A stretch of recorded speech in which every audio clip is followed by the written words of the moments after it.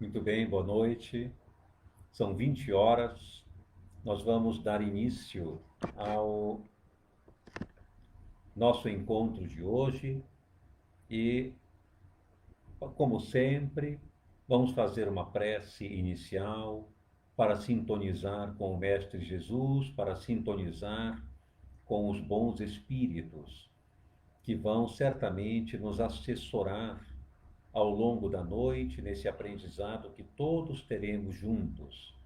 Então, fechemos os nossos olhos tranquilos, serenos, agradecidos a Deus pela oportunidade que Ele nos concede de mais uma terça-feira nos reunirmos em Seu nome para aprender, para orar, para meditar a respeito das Suas mensagens e do seu comportamento. Ampara-nos, Senhor, nesta noite a fim de que todos juntos saiamos deste momento mais enriquecidos de propósitos, de luz, de alegria de viver. Juntos alcancemos gradativamente o entendimento da vontade de Deus e que possamos operar no mundo em favor do nosso semelhante, tornando cada vez mais feliz, assim como a nós mesmos. Sê conosco nesta noite e inspira-nos para que o aprendizado se faça definitivo e coloquemos no dia a dia todos esses conhecimentos em prática. Paz e luz nos nossos corações, hoje e sempre, que assim seja.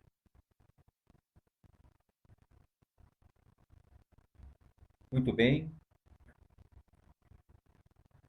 no capítulo 10 de Lucas, versículos 25 a 28, há uma passagem muito interessante da vida de Jesus que eu gostaria hoje de comentar com você que está me acompanhando nesse momento. Eu creio que é uma passagem, como todas as demais, de profundo aprendizado. E o episódio narra o encontro de Jesus com um doutor da lei, especificamente situado no meio da multidão, enquanto Jesus pregava em uma manhã sobre uma barca. Logo pela manhã, Jesus demandou o lago de Genezaré. Ali chegando, encontrando uma barca posicionada à margem, subiu nela e em cima, olhando toda a multidão que o aguardava ansiosa, começou a pregar. Em um dado momento, um doutor da lei que ali estava levantou-se pronunciadamente ali diante de todos e interrompeu Jesus, perguntando-lhe: Mestre, o que devo eu fazer para herdar a vida eterna? Jesus, escutando-o calmamente, devolveu uma resposta em tonalidade de pergunta. Ele perguntou de volta ao doutor da lei: O que está escrito na lei? Como tu a lês? Ora, tratava-se de um homem que compulsava diariamente as escrituras sagradas. É natural que ele soubesse vigorosamente tudo que ali continha de mais significativo. É claro que ele havia memorizado pontos fundamentais daqueles conteúdos. Então ele respondeu imediatamente: Amarás o Senhor teu Deus de todo o teu coração, de toda a tua alma, com todas as tuas forças e de todo o teu entendimento. E também amarás o teu próximo como a ti mesmo. Jesus então concluiu, cessando aquele diálogo: faze isso e viverás, disse o mestre ao doutor da lei. Em seguida, não é o foco da nossa atenção de hoje, mas há um momento muito curioso quando ele lança a parábola do bom samaritano, uma vez que o doutor da lei pergunta, tentando persegui-lo de forma contumaz: e quem é o meu próximo? Ele perguntou. E Jesus então lhe propõe a parábola do bom samaritano, a magnífica parábola do bom samaritano.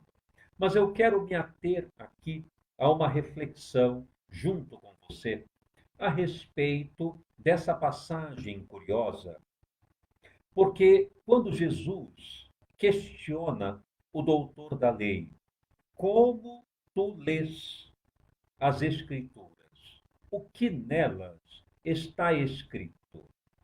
E a resposta é clara.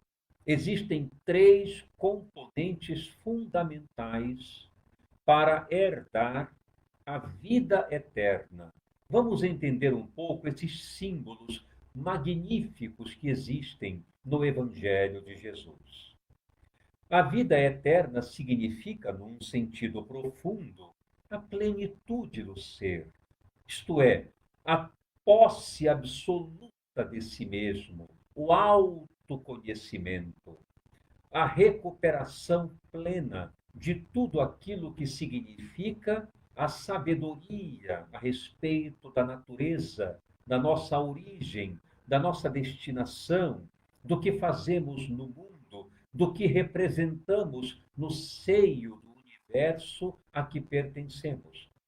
Isso nós podemos entender como vida eterna, isto é, tudo mais claro e evidente dentro e fora de nós. Como poderíamos herdar essa plenitude? Pergunta o doutor da lei. E Jesus, então, lhe devolve, questionando o que é que a lei propõe como estímulo e como propósito de liberdade da criatura humana, no seio da criação, no seio de Deus. E a resposta é clara: amar a Deus, amar ao próximo e amar a si mesmo. Esses três elementos são fundamentais, portanto, para o autoconhecimento e a posse absoluta de si próprio.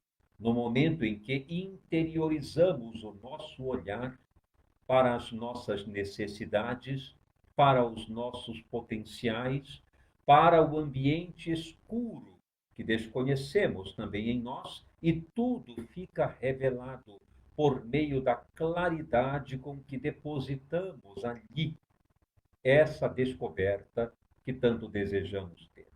Então, amar a Deus, amar ao próximo e a si mesmo é fundamentalmente os três patamares do autoconhecimento. Quando o doutor da lei propõe exatamente esta explicação contida nas Escrituras Sagradas, Jesus lhe responde em definitivo: disseste muito bem, faze isso e viverás. É uma resposta curiosa, porque para que possamos viver, é necessário experimentar a atitude de amar nesses três componentes primordiais: Deus, o próximo e nós mesmos. Se nós não fizermos isto, não temos vida. É curiosa essa proposta, nos mostrando logo de antemão que viver não basta perceber-se existindo. Viver não é simplesmente estar no mundo desperto. Viver é muito mais do que isso. Viver, portanto, é uma operação de funcionamento tal no mundo que nos promova uma capacidade de amar a Deus, amar ao próximo e amar a si mesmo. Vamos entender o que significa isso. Em primeiro lugar, eu quero começar pelo item faze isto e viverás. Significa, portanto, que viver vai muito além da conjuntura normal de estar vivo. Existem muitas pessoas que estão vivas, mas não vivem. Existem muitas pessoas que estão despertas, entretanto, não compreendem a realidade da sua existência. A palavra existir, ela é muito singular. Observe que as duas letras iniciais da palavra existir é EX. Significa ex, para fora, para adiante, deixar algo, viver um pouco fora. Então, a pessoa que existe é aquela que está, de uma certa forma, em estado externo. Vejam as duas letras E, X. Então, existir tem a ver com pertencer a um ambiente externo. A primeira coisa importante que devemos entender é a pessoa que existe, ela vive em conexão com a parte que está externa a ela. Portanto, num linguajar mais comum, ela sai de si. A pessoa que sai de si é alguém que existe. É curioso isso, porque quando nós fazemos um trocadilho de palavras, nós podemos perceber que tem tudo a ver essa realidade de existir com estar fora de si, ou seja, fora do seu ambiente interno. A pessoa não fica grudada em si mesma, a pessoa não fica concentrada exclusivamente em si, porque quem está exclusivamente concentrado em si mesmo vive um estado de egocentrismo. E o egocentrismo não proporciona autoconhecimento. O egocentrismo proporciona um círculo vicioso de neurose interna, de aflições, de angústias, de ansiedades, justamente porque nós só concebemos o ambiente interior. Aquele que só concebe o ambiente interno sem ir para fora e ir ter com o mundo à sua volta, quem não faz isso vive plenamente um estado neurótico de ser, defendendo-se, protegendo-se, sentindo-se ameaçado profundamente.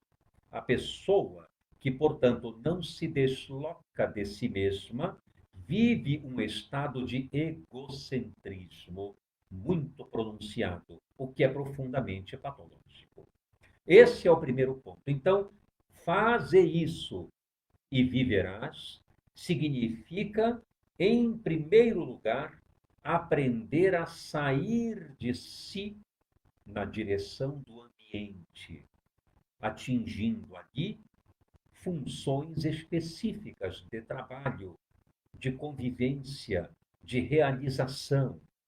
A atitude, portanto, como vemos logo mais, de amar, amar a Deus, amar ao próximo, amar a si próprio, esses componentes, a atitude de amar, dentro desses elementos essenciais, implica em sair de si, implica em dar de si.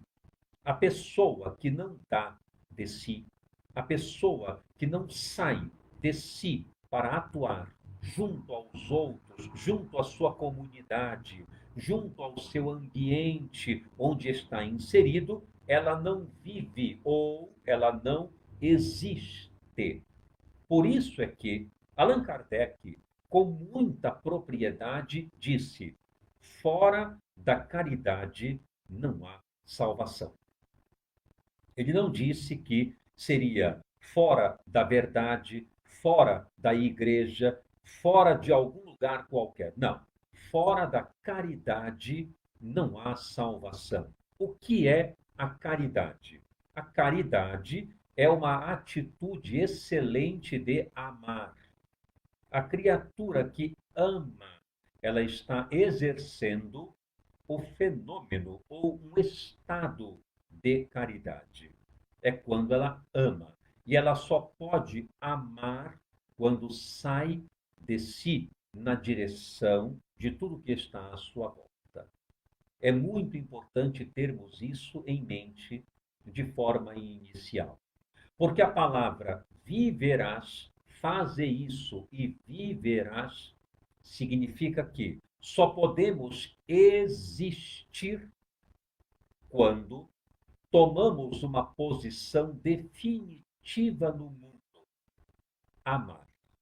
Agora vamos passar para esta outra parte.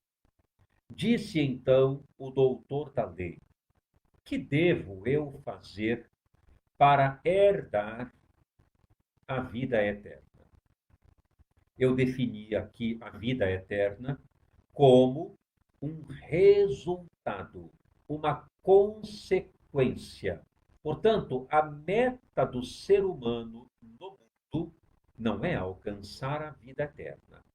A vida eterna, isto é, a plenitude de viver, a alegria de viver, o autoconhecimento, a sabedoria a respeito de si e da natureza que está à sua volta. Todo este conhecimento, esta sabedoria que envolve sentimento, pensamento, concepções, interpretações, enfim, tudo que se conhece a respeito das coisas em plenitude, isto é uma consequência. Ninguém pode perseguir a consequência. Nós só podemos encontrar resultados quando a meta é atuar em algum ponto específico que produza esse resultado. Portanto, possuir a vida eterna, a plenitude de viver, é uma consequência, não pode ser meta. O que você quer da vida? Ah, eu quero ter plenitude de viver. Isto não é meta, isto é consequência. A meta está escrito na lei universal da vida, em três fatores essenciais: amar a Deus, amar o próximo, amar a si mesmo. Vamos entender cada um deles agora, para podermos promover uma iniciação ao autoconhecimento. O que é amar a Deus? Acredito que você, que está me acompanhando, deva ter uma grande dificuldade em compreender como nós podemos amar a Deus. É comum nós perguntarmos, por exemplo, para alguém: você ama a Deus? A resposta será, na grande maioria das vezes, sim, eu amo. De que forma? É uma pergunta muito interessante. De que forma nós amamos a Deus? Por exemplo, nós oramos, nós sintonizamos com Ele, nós mentalizamos em contato com Ele alguma formulação de palavras, algum nível de sintonia. Nós fazemos reverências, nós nos curvamos. Como é que nós amamos a Deus? Não é uma pergunta curiosa? Jesus colocou como condição inicial, soberana, amar a Deus. Mas como é que nós podemos amar algo que propriamente nós não tocamos, nós não vemos, nós não percebemos diretamente pelos sentidos. É tão estranho isso. Como é que nós podemos, então, amar a Deus? A psicologia do espírito traz uma proposta muito reveladora a respeito disso. Eu vou traduzir aqui em um conceito da psicologia do espírito o que nós podemos entender como amar a Deus. Amar a Deus pode significar, em um outro conceito, mais, digamos, alcançável, acessível por nós. Amar a Deus significa reconhecer de maneira incondicional o valor que a vida tem. Vejam que interessante isso. Amar a Deus significa reconhecer incondicionalmente, indiscutivelmente, o valor que a vida tem. Quando nós acessamos o amar a Deus por essa interpretação, acredito que fique um pouco mais fácil amá-lo. Quando eu percebo o valor incondicional da vida, quando eu percebo a grandiosidade da vida nos seus infinitos e superlativos funcionamentos, quando eu observo o macro e o microcosmos na sua grandeza de operações, quando eu observo os astros cintilantes no firmamento, quando eu identifico, por meio da física nuclear, o funcionamento sutil do átomo, das suas substâncias e elementos circulando de maneira inteligente em torno de uma energia pulsante. Quando eu me detenho no organismo que eu possuo e no seu funcionamento tão especial e com tamanha perfeição, quando eu me dou conta dos elementos genéticos altamente sutis que determinam a carga de expressão humana no ambiente planetário da reencarnação, quando eu me dou conta das inúmeras leis que regulam todas as estruturas materiais, a lei forte, a lei fraca, a lei eletromagnética, a lei da gravidade e outras leis que são subservientes a estas, e me dou conta que, se a física quântica foi capaz de calcular de uma maneira muito cuidadosa todas essas leis sublimes que regulam a matéria, e sabendo, por minha vez, que essas leis que regulam a matéria não foi a criatura humana que as desenvolveu, que as elaborou. O que fez isso? Que elemento universal e inteligente foi capaz de, infinitamente antes de nós, sem nenhum tempo, sem nenhuma possibilidade de calcular tempo, uma vez que Deus não tem princípio nem fim, foi capaz, infinitamente antes de nós, de promover leis soberanas tão inteligentes, tão harmônicas, capaz de estruturar tudo o que é material aos nossos olhos, com tamanha propriedade para o nosso usufruto. Como não conceber o valor incondicional que a vida tem? Se eu me deparo com inúmeras vicissitudes em relação às quais eu não tenho nenhum controle, eu não tenho controle sobre o tempo da minha vida carnal, eu não tenho controle sobre o meu envelhecimento, eu não tenho controle sobre as outras pessoas, eu não tenho controle absoluto sobre as intempéries da vida, sobre as intempéries do fundo do solo planetário. Repentinamente há um terremoto, um maremoto, um tsunami, e nós não temos nenhum controle. Repentinamente surge o novo coronavírus e nós não temos sobre ele nenhum controle. Quando eu me deparo que com a realidade de que a vida é um fator totalmente independente, eu é que tenho que me curvar diante dela e amá-la, respondendo aos seus ditames soberanos.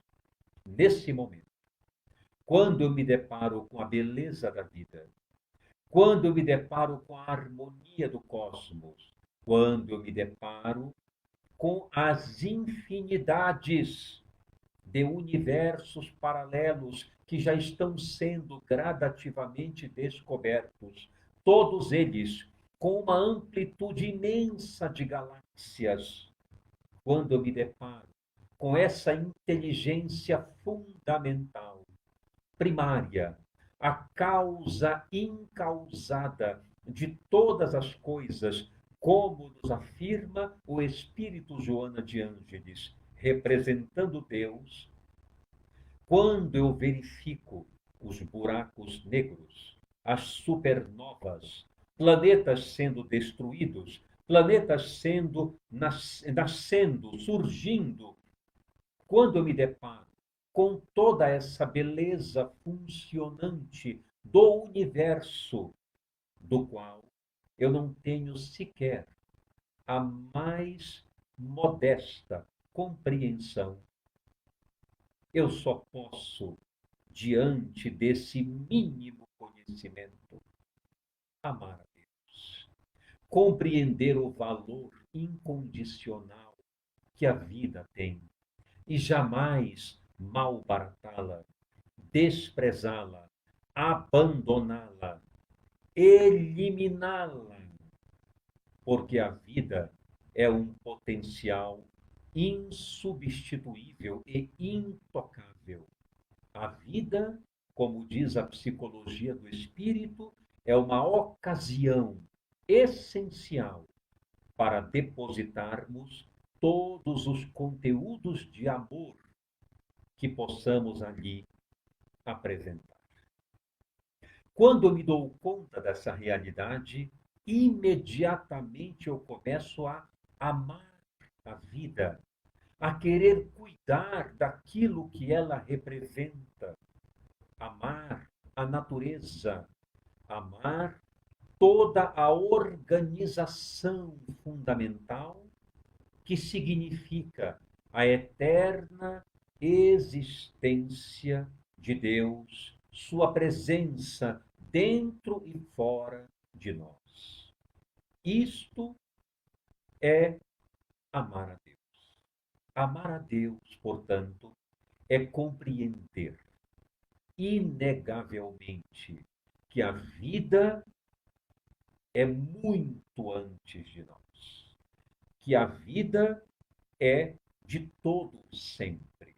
É uma operação plenamente inteligente, fundada no pensamento de um ser inteligente, que abrange tudo, que incorpora tudo, que envolve e abraça tudo, constituindo uma sabedoria infinita que gradativamente estamos percorrendo e alcançando com dificuldades, quedas, levantes e assim por diante. É a vida, essa beleza incomensurável diante da qual nós nos curvamos. Eu me curvo plenamente, porque sei da sua importância inabalável, indestrutível, que nunca, em momento algum, cessará. Eu, você e todas as criaturas pertencentes a este planeta e a este universo que nós não conhecemos. Por isso, reduzimos a nossa visão a este planeta. Nós nunca morreremos. Estaremos sempre em vida. Eu costumo dizer que a nossa condenação não é morrer. A nossa condenação é estarmos vivos por toda a eternidade. Se pudermos usar o termo condenação, não é um termo negativo. Quer dizer que a nossa fatalidade, a única coisa que nós realmente sabemos é que estaremos vivos por toda a eternidade. Vamos mudar aquele conceito banal, equivocado. A única coisa de que temos certeza é da morte. Não é verdade. A única coisa de que temos certeza é de que a vida nunca se apartará de nós. E isso não é maravilhoso? Não é possível, dessa forma, amar plenamente a vida, sabendo que ela está entranhada em nós definitivamente. Deus está entranhado em nós definitivamente. Isto é de uma maravilha, de uma percepção tão grandiosa que faz o nosso coração palpitar de emoção. É amar a vida. Em seguida, nós passamos então para o nosso próximo. Ora, se eu sei da importância da vida, se eu já reconheço que ela é um fenômeno superlativo diante e dentro de mim, se eu tenho certeza disso, portanto, na linguagem figurada que está contida nas Escrituras, se eu amo a Deus, por que eu vou agredir o meu semelhante? Por que eu vou malsinar? Por que eu vou ofendê-lo? Por que eu vou destituí-lo da sua importância ao meu lado? Já não farei mais isso. Porque se eu sei que a vida nele representa uma chama inapagável, por que eu vou tirar a vida do meu semelhante, se eu sei que a vida tem um valor incondicional? Por que eu vou arrancá-lo da sua existência, da sua dignidade, se eu sei que nele a vida prospera continuamente? Jesus tinha toda a razão. Primeiro, amar a Deus, reconhecer a importância inabalável que a vida tem. Porque diante desse conhecimento fundamental, nada mais eu destruo, nada mais eu termino, eu elimino, eu machuco, nada mais. Então, à medida em que eu conheço o valor da vida, eu parto para o meu próximo e vejo que nele a vida estua, a vida pulsa.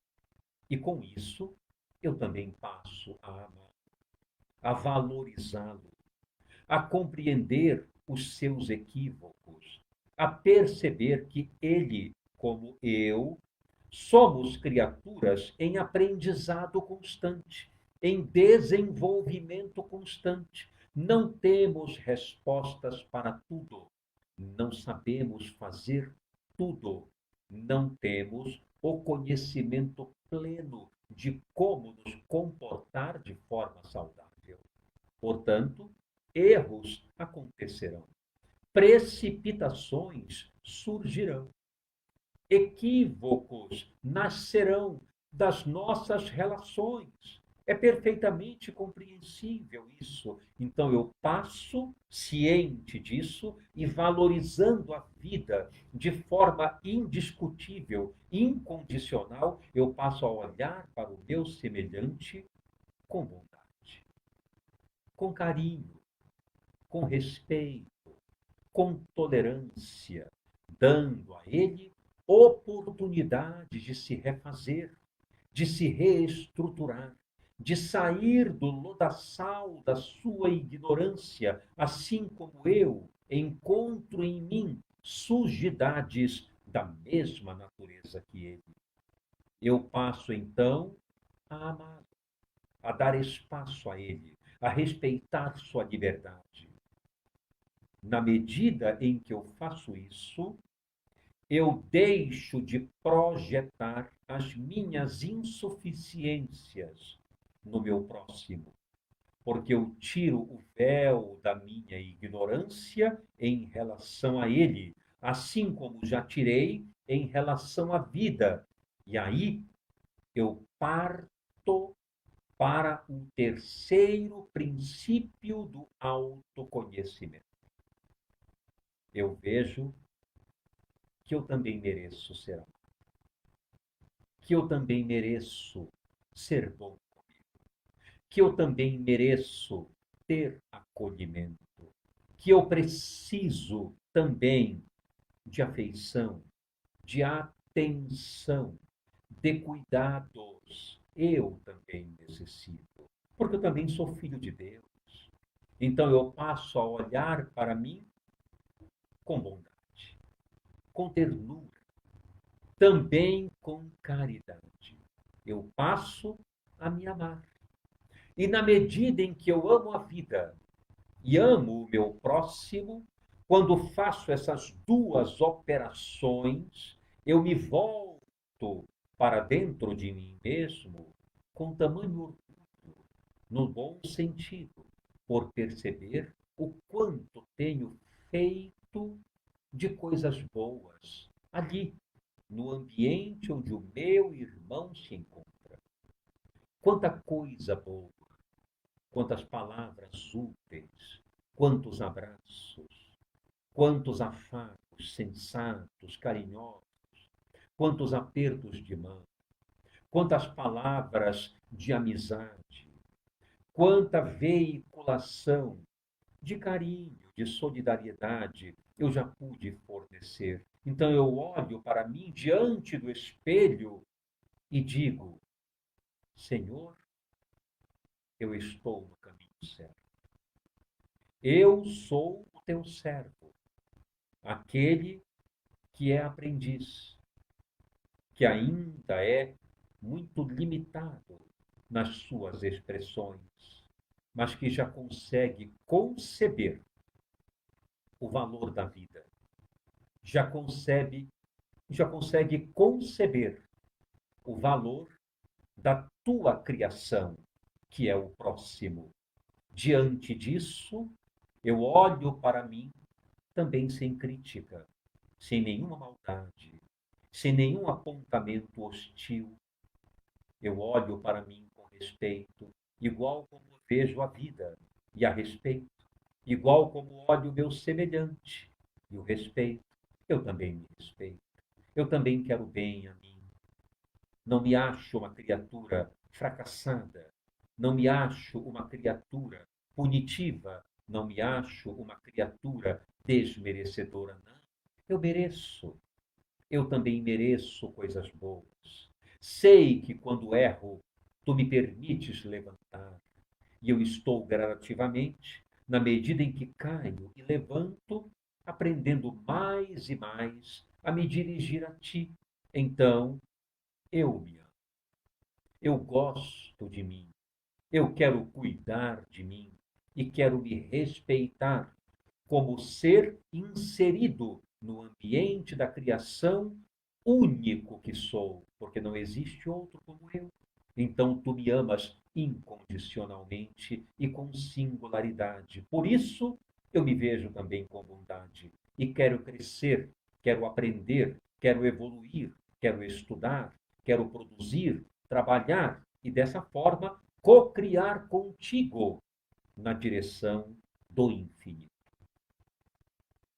É amar a si, olhar para si e não ficar procurando só defeitos, só problemas, só marginalidade. Olhar para si e ver que, na medida em que eu amo a vida, porque já a concebi com valor, amo o meu próximo, porque já aprendi a respeitá-lo, uma vez que ele é criação da vida que eu amo, eu olho para mim e vejo que eu também sou fruto desta criação e gosto de mim, valorizo-me, coloco-me em prontidão para aprender, para crescer, para melhorar, para evoluir. Isto se chama auto-amor.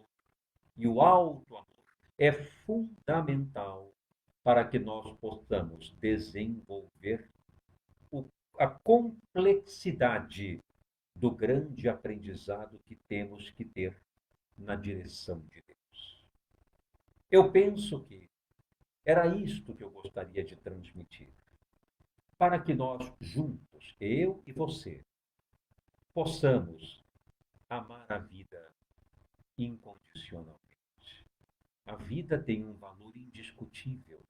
Ela é tão sábia que ela nos direciona exatamente aquilo de que necessitamos. A vida é uma grande conspiração a favor de todas as criaturas existentes. E não se esqueça que existir significa deixar-se um pouco para ir ter com o próximo em colóquio de amizade, solidariedade e fraternidade. Só depois, no fundo, podemos nos conhecer.